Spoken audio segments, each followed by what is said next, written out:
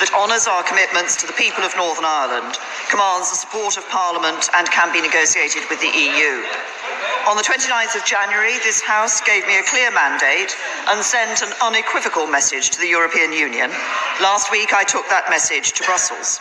I met President Juncker, President Tusk, and the President of the European Parliament, Antonio Tajani, and I told them clearly what Parliament wanted in order to unite behind a withdrawal agreement, namely legally binding changes to the backstop.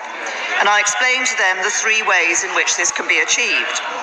First, the backstop could be replaced with alternative arrangements to avoid a hard border between Northern Ireland and Ireland.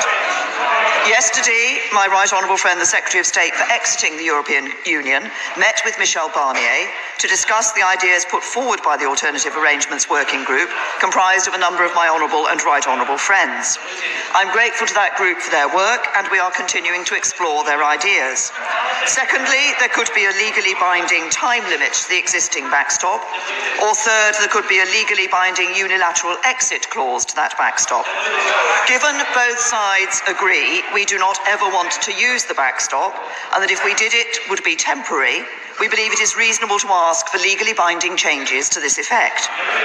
Mr. Speaker, as expected, President Juncker maintained the EU's position that they will not reopen the withdrawal agreement. And I set out the UK's position, strengthened by the mandate that this House gave me, that this House needs to see legally binding changes to the backstop, and that can be achieved by changes to the withdrawal agreement. We both agreed that our team should hold further talks to find a way forward, and he and I will meet again before the end of February to take stock of those discussions. So our work continues. The Secretary of State and the Chancellor of the Duchy of Lancaster are today in Strasbourg, and last week the Attorney General was in Dublin to meet his Irish counterpart.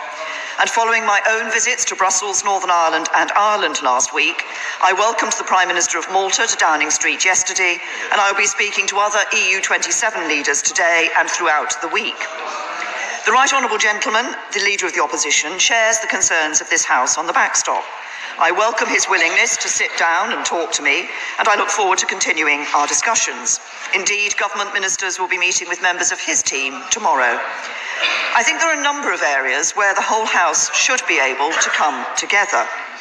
In particular, I believe we have a shared determination across this House not to allow the UK leaving the EU to mean any lowering of standards in relation to workers' rights, environmental protections or health and safety. I have met trade unions and with members from across the House, and my Right Honourable friend, the Business Secretary, is leading work to ensure that we fully address all concerns about these vital issues. We've already made legally binding commitments to no regression in these areas if we were to enter the backstop, and we are prepared to consider legislating to give these commitments force in UK law.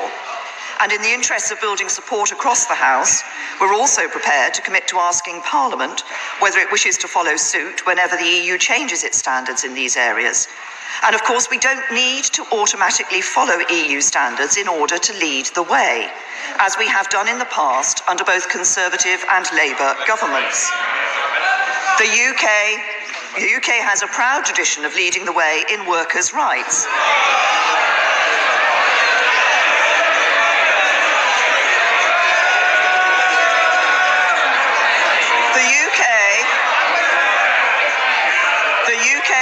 A proud tradition of leading the way in workers' rights, whilst maintaining a flexible labour market that has helped deliver an employment rate almost 6 percentage points above the EU average. Successive governments of all parties have put in place standards that exceed the minimum set by the EU. A Labour government gave British workers annual leave and paid maternity leave entitlements well above that required by the European Union. A Conservative-led government went further than the EU by giving all employees the right to request flexible working. And I was proud to be the Minister for Women and Equalities to introduce shared parental leave so that both parents are able to take on caring responsibilities for their child, something no EU regulation provides for. When it comes to workers' rights, this Parliament has set a higher standard before, and I believe will do so in the future. Indeed, we already have plans to repeal the so-called Swedish derogation, which allows employers to pay their agency workers less, and we're committed to enforcing holiday pay for the most vulnerable workers, not just protecting workers' rights, but extending them. As I set out in my statement 2 weeks ago, the House also agrees that Parliament must have a much stronger and clearer role in the next phase of the negotiations. Because the political declaration cannot be legally binding and in some areas provides for a spectrum of outcomes, some members are understandably concerned that they cannot be sure precisely what future relationship it would lead to. By following through on our commitments and giving Parliament that bigger say in the mandate for the next phase, we are determined to address those concerns. The Secretary of State has written to all members of the Exiting the EU Committee, seeking their view on engaging Parliament in this next phase of negotiations, and we're also reaching out beyond this House to engage more deeply with businesses, civil society and trade unions. Everyone in this House knows that the vote for Brexit was not just about changing our relationship with the EU, but changing how things work at home, especially for those in communities who feel they have been left behind. Addressing this and widening opportunities is the mission of this government that I set out on my first day as Prime Minister. And I will continue to work with members across the House to do everything we can to help build a country that works for everyone. But, Mr. Speaker, one area where the Right Honourable Gentleman, the Leader of the Opposition, and I do not agree is on his suggestion that the UK should remain a member of the EU Customs Union. I would gently point out that the House of Commons has already voted against this. And in any case,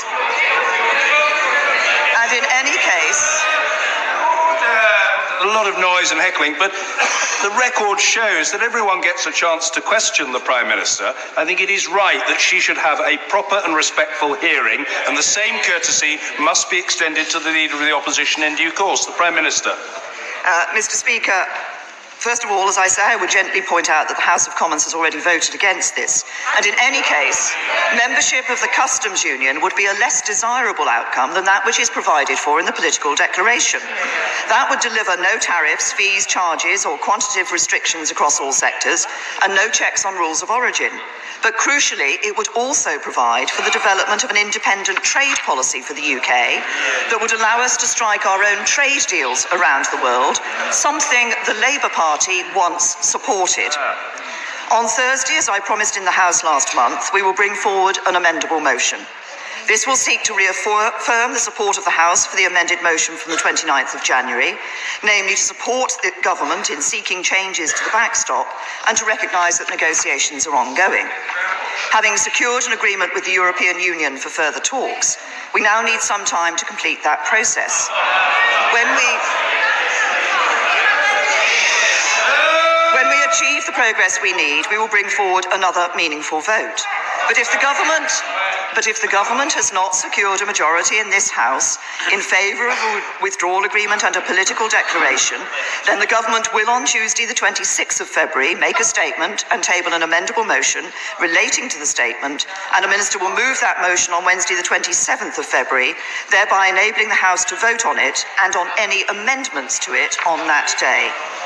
Mr. Speaker, as well as making clear what is needed to change in the withdrawal agreement, the House has also reconfirmed its view that it does not want to leave the EU without a deal.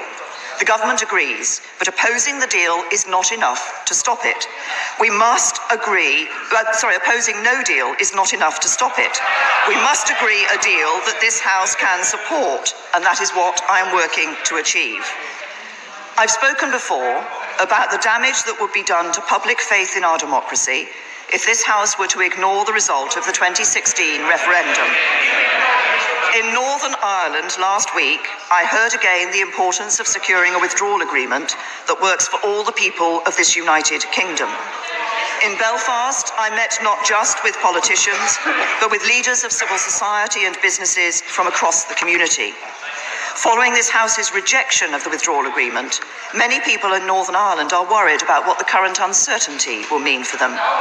In this House, we often focus on the practical challenges posed by the border in Northern Ireland. But for many people in Northern Ireland, what looms larger is the fear that the seamless border between Ireland and Northern Ireland that helped make the progress which has followed the Belfast Agreement possible might be disrupted. We must not let that happen, and we shall not let that happen. The talks are at a crucial stage, and we now all need to hold our nerve to get the changes this House requires and deliver Brexit on time. By getting the changes we need to the backstop, by protecting and enhancing workers' rights and environmental protections, and by enhancing the role of Parliament in the next phase of negotiations, I believe we can reach a deal that this House can support. We can deliver for the people and the communities that voted for change 2.5 years ago and whose voices for too long have not been heard. We can honour the result of the referendum, and we can set this country on course for the bright future that every part of this United Kingdom deserves. That is this government's mission. We shall not stint in our efforts to fulfil it, and I commend this statement to the House.